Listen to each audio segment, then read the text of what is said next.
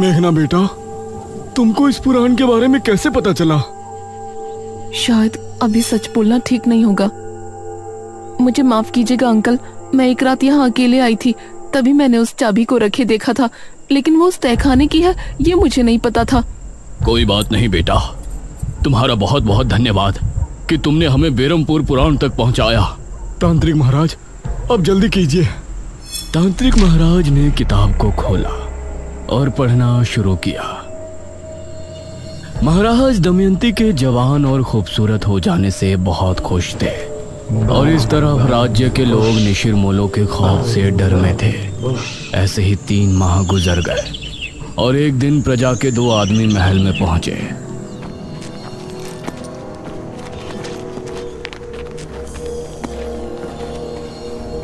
महाराज, आपके सिपाहियों ने हमारे गांव के 4 निशिरमोलों को मार दिया और उस मुर्दे को लेकर आपके पास चले आए।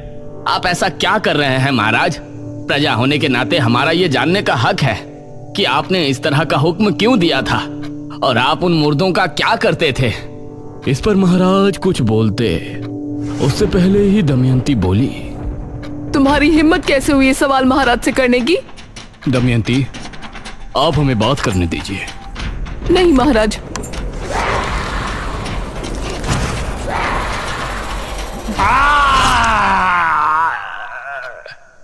ये क्या? कौन हो तुम? दमयंती, एक डायन। ये सुनकर सभी हैरान और खौफ में थे। महाराज का भी शरीर थर थर कांप रहा था।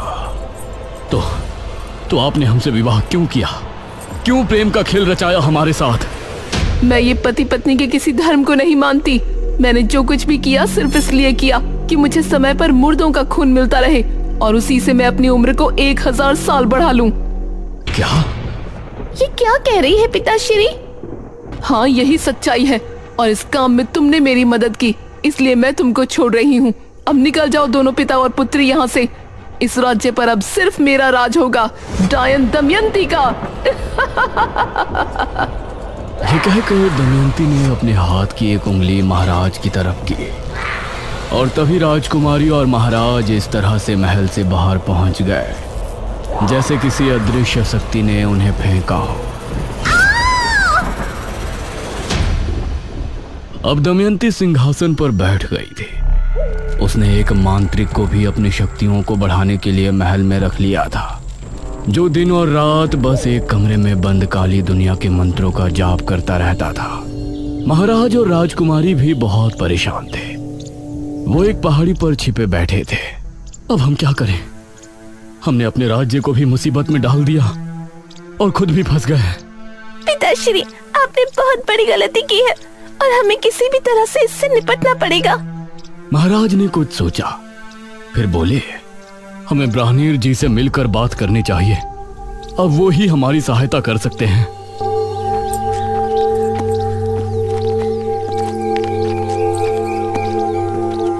महाराज और राजकुमारी दोनों ब्राह्मण जी के पास पहुंचे और उन्हें अपनी दुविधा बताई।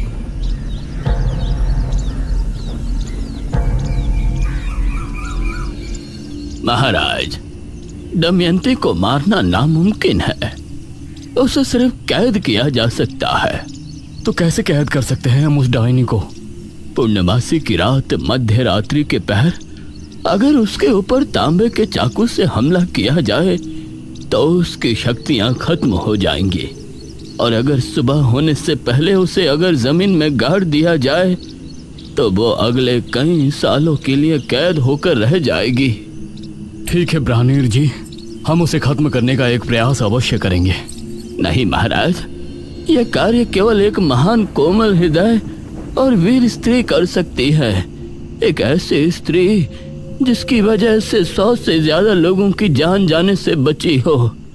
मतलब वो इतना पुण्य करने वाली हो कि उसकी वजह से 100 से ज्यादा लोग मौत के मुंह से लौटकर वापस आए हो और अब अच्छे से अपनी जिंदगी जी रही हो। हे भगवान, अब ऐसी स्त्री हम कहाँ ढूंढेंगे? इस पर ब्राह्मण जी ने मेघालय की तरफ देखा और बोले, वो स्त्री कोई और नहीं है, वो तो आप ही है पुत्री, राजकुमारी मेघालय। यह सुनकर मेघालय ने महाराज की तरफ देखा और बोली, लेकिन हम कैसे? याद कीजिए महाराज, जब आपके राज्य में महामारी फैली थी तो राजकुमारी मेघालय ही यहाँ उस बीज को सिद्ध कर लाई थी जिससे मृत्युंजय अमृत का पेड़ उगा, और उसकी वजह से सैकड़ों नहीं बल्कि राज्य के हजारों लोगों की जान जाने से बची। यह सुनकर महाराज ने राजकुमारी मेघालय की तरफ देखा।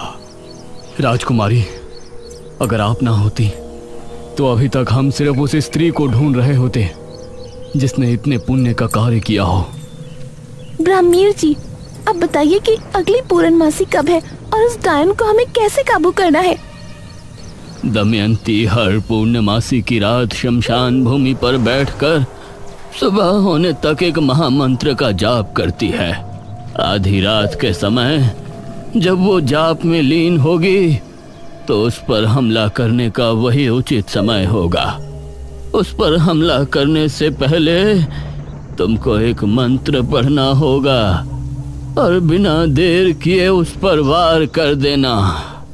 ठीक है ब्राह्मीर जी, इस पूर्णमासी की रात दमयंती के जुल्म की आखिरी रात होगी। दमयंती बहुत खुश थी और पूरे राज्य की प्रजा पर उसका प्रकोप बरस रहा था। कोई भी उसके खिलाफ खड़े होने की हिम्मत नहीं कर सकता था।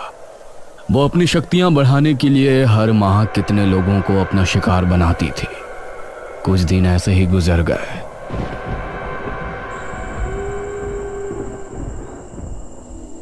आज पूर्णमासी की रात है। आज आपको अपने कार्य को अंजाम देना है राजकुमारी। ये कहते हुए ब्राह्मणीर जी ने राजकुमारी को एक चमड़े की लपटी दी और फिर ब्राह्मणीर जी का आशीर्वाद लेकर महाराज और राजकुमारी शमशान की तरफ रवाना हुए।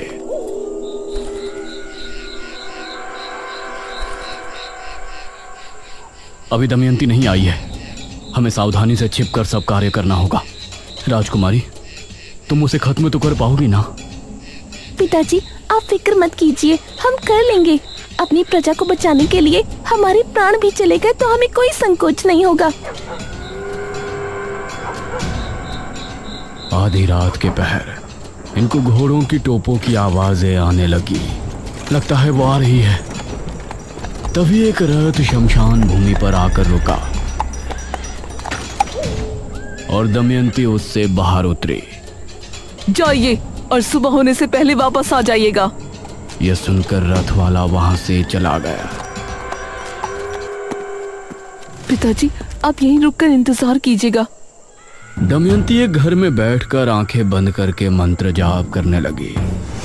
इस तरफ ब्राह्मणीर जी भी आंखें बंद किए मेघालय की सफलता के लिए प्रार्थना कर रहे थे। आधी रात के समय धीमे कदमों से राजकुमारी दमयंती की तरफ रवाना हो गई। दमयंती बहुत ही शांत भाव से जाप कर रही थी। राजकुमारी ने उसके पास जाकर मन में वो मंत्र पढ़ा जो ब्राह्मणीर जी ने उसे बताया था, लेकिन दमयंती की शक्तियों की वजह से उसने राजकुमारी के मन की आवाज सुन ली और उसने आंखें खोली। तू यहाँ क्या कर रही है? यह देखकर राजकुमारी हैरान रह गई, लेकिन इससे पहले दमयंती कुछ करती, राजकुमारी ने दमयंती के ऊपर वार कर दिया। दमयंती की चीख ऐसी थी कि वो पूरे राज्य में गूंज गई। लोगों के घरों में रखे बर्तन भी जमीन पर आ गिरे। राजकुमारी और महाराज उसे जमीन पर पड़े तड़पता देख रहे थे। तभी दमयंती एकदम शांत हो गई। उधर महल में बंद दमयंती का पुजारी बुरी तरह चीख पुकार करने लगा। महारानी दमयंती! वो बहुत गुस्से में था, लेकिन वो महल के अंदर बंधित था, इसीलिए वो बाहर नहीं आ सकता था। अगली सुबह राज्य के किले में जश्न मनाया गया। राजकुमारी की जय हो! राजकुमारी की जय हो! राजकुमारी, हम सभी आपके बहुत बहुत आभारी हैं। हमारा जीवन धन्य है कि हमें आपके जैसी वीर और बुद्धिमती राजकुमारी मिली, जिसने अपनी जान पर खेलकर हम सभी को दमयंती के श्राप से मुक्ति दिलाई। आप सभी से हमारी सिर्फ एक प्रार्थना है, हमारे पिता से जो गलती हुई उसके लिए उन्हें माफ कर दें। प्रजा राजकुमारी से बहुत खुश थी। उन्होंने उसकी बात को फौरन स्वीकार कर लिया। ब्राह्मीण जी, दमयंती को किस जगह कैद किया गया है? राजकुमारी, दमयंती को राज्य की एक गुफा के अंदर कैद किया गया है। वो वहाँ से वापस तो नहीं आने वाली ना? नहीं राजकुमारी, लेकिन अगर आप उस गुफा के अंदर पहुंची तो वो जरूर जा सकती है, क्योंकि उस पर रोक आपकी वजह से लगी है। अब आपको उससे दूर ही रहना होगा। भला हम वहाँ क्यों जाएंगे? हम तो खुद उसको एक बुरे सपने की तरह भूल जाना चाहते हैं। हमारी प्रार्थना है कि अब राज्य में सब कुशल मंगल होगा। अब सभी राज्यवासी बहुत खुश थे, लेकिन वो भूल गए थे कि अभी निशिर मोलो से वो आजाद नहीं है। जब शनिवार की रात आई और गांव में अजीब सा शोर गूंजा,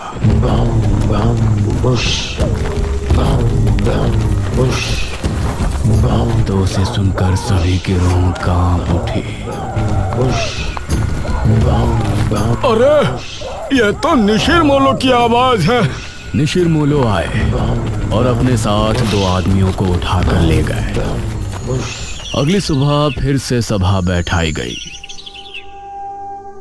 ब्राह्मणीर जी, हम निशिर मोलो से कैसे छुटकारा पा सकते हैं? इनके विषय में तो हमने सोचा ही नहीं।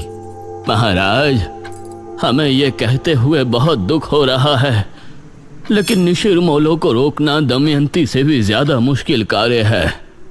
हमें बताइए, हम अवश्य करेंगे। निशिर मोलो महाराज को एक दुष्ट राजा मानते हैं। यह सुनकर राजकुमारी के चेहरे पर परेशानी के भाव भर आए। हम उनसे बात करेंगे। निशिर मोलो के गुनहगार हम हैं, तो उनसे प्रजा को मुक्त कराना भी हमारा कर्तव्य है। नहीं पिताश्री, वो आपको देखते ही मार देंगे। ये कार्य हमें करने दीजिए आप। ठीक है पुत्री, लेकिन आप करेंगे क्या? यह सुनकर राजकुमारी के माथे पर सलवटें उभर आई। अगले शनिवार सभी लोग अपने अपने घरों में बंद थे। रात के समय वही आवाज गांव में गूंजने लगी।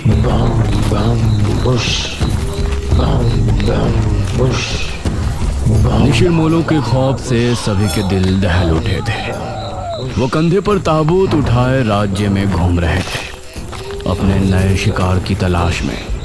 उन्होंने देखा कि सामने राजकुमारी खड़ी है और वो तेजी से उसकी तरफ बढ़ने लगे। वो उसके करीब पहुंचने ही वाले थे। हम है राजकुमारी मेघालय और हम अपने पिता की क्रूरता से बहुत शर्मिंदा हैं। यह सुनते ही निशिर मोलो रुक गए और उनकी निगाहें राजकुमारी पर जम गई। हम नहीं चाहते कि हमारे पिताश्री की गलती की सजा पूरी प्रजा भुगते। हम आपसे वादा करते हैं कि महाराज का मृत शरीर हम खुद आपको लाकर देंगे। यह सुनकर निशिर मोलो की आंखें तेज लाल होकर चमकने लगी। राजकुमारी ने हाथ जोड़े और रोते हुए बोली, हमारे पिता राज्य छोड़कर भाग चुके हैं, लेकिन हम आपके सामने अपने पिता की लाश लेकर जल्दी प्रस्तुत होंगे। तब तक आपसे विनती है कि राज्य में कभी भी आकर किसी निर्दोष को उठाकर न ले जाएं। अगर हम अपने पिता की लाश लिए बिना वापस आए तो आप लोग फिर वापस आकर इसी तरह से गश्त करना शुरू कर सकते हैं। तब हम भी आपको नहीं रोकेंगे, लेकिन हमें एक मौका अवश्य दें हमारे पिता को ढूंढकर आपके सामने लेकर आने का। यह सुनकर निशिर मोलो उसी समय बिना किसी को लिए कब्रिस्तान की तरफ चले गए।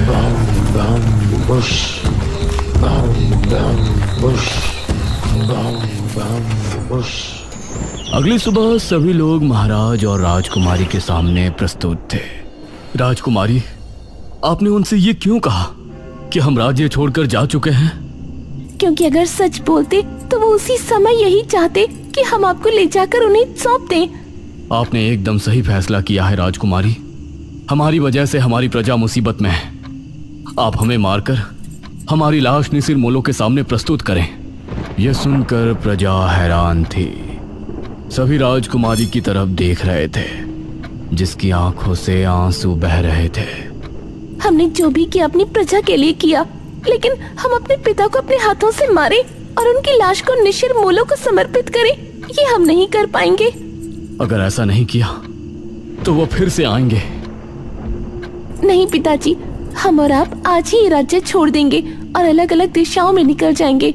इससे निशिर मोलो कभी भी यहाँ वापस नहीं आएंगे, क्योंकि हमने उनसे वादा किया है कि जब हम यहाँ कदम रखें तभी आप राज्य में फिर से आना। और अगर उस समय हम अपने पिता की लाश आपको समर्पित ना करें तो आप फिर से उसी तरह भ्रमण शुरू कर देना। राजकुमारी की बात सुनकर सभी की आंखों से आंसू बह निकले।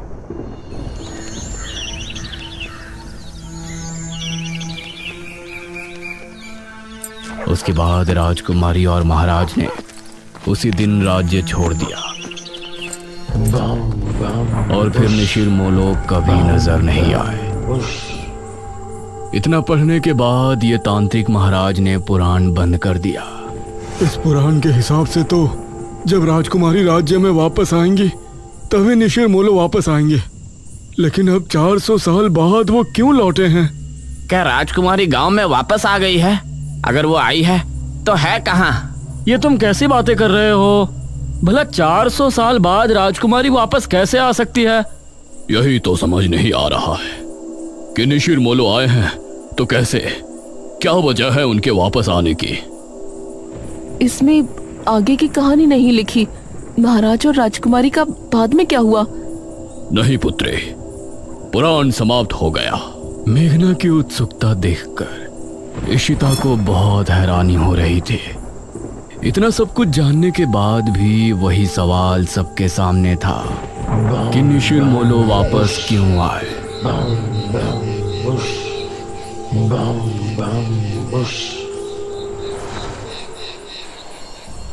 रात के समय इशिता और मेघना जब कमरे में थे तो मेघना अभी भी सोच में डूबी थी। मेघना, तेरा क्या चल रहा है यार? तू क्यों इतना गहराई में जा रही है? तभी अनुज भी कमरे में आ गया। सच में अब तो मुझे भी सब कुछ बहुत अजीब लगने लगा है। मेघना, तुमको कैसे पता कि वो चाबी वहां रखी थी और वो तहखाना कहाँ पर है? मुझे यकीन है कि तुमने झूठ बोला है। तुम राजमहल में मेरे बिना तो दोबारा नहीं गई होगी। इशिता और अनुज दोनों मेघना की तरफ गौर से देख रहे थे। मुझे बचपन से ही सपने आते थे जिनमें मृत्युंजय अमृत का पेड़ मुझे दिखाई देता था। जब मैंने यहाँ गांव की जमीन पर कदम रखा तो मौसम बदल गया था और आंधी आ गई थी। उसी रात मुझे महल के बारे में सपने आए और राजमहल से जब हम वापस आए तो उस रात मैंने खुद को सपने में राजकुमारी बने देखा। उसी सपने में मैंने खुद को तहखाने में जाते देखा और जब मैं महल पहुंची तो वो चाबी और तहखाना वहीं थे। सबसे जरूरी बात यह है कि जब मैं गांव में आई थी उसके अगले रात से ही निशिर मोलो ने गांव में आना शुरू किया। इतना सुनकर इशिता और अनुज दोनों हैरान रह गए। मेघना ने भी इन दोनों की तरफ देखा और सवाल किया, ये सब सुनकर अब तुम दोनों को क्या लगता है?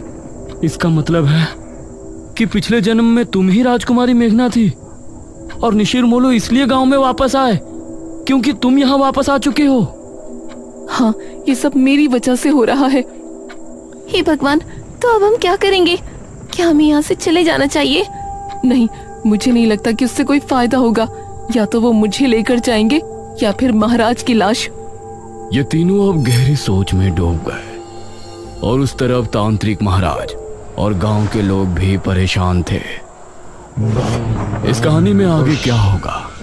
मेघना किस तरह से निशिर मोलो से गांव को आजाद कराएगी? ये जानने के लिए इस कहानी का अगला और आखिरी भाग जरूर देखें।